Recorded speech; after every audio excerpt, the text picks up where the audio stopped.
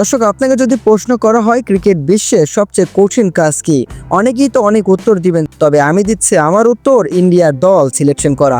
হ্যাঁ দর্শক, ক্রিকেট বিশ্বে আমার কাছে মনে হয় ইন্ডিয়ার দল সিলেকশন করাই সবচেয়ে কঠিন কাজ।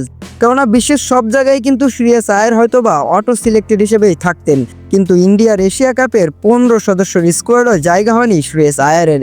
যেই মানুষটা দলের অধিনায়ক হওয়ার যোগ্য দাবিদার, সেই স্কোয়াডে নেই। আহা অভাগা।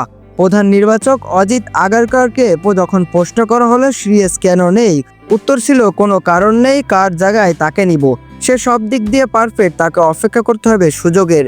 প্রকাশ্যে যখন নির্বাচক স্বীকার করেন আয়ার সব দিক দিয়েই পারফেক্ট, তখন আসলে কিছুই বলার থাকে না।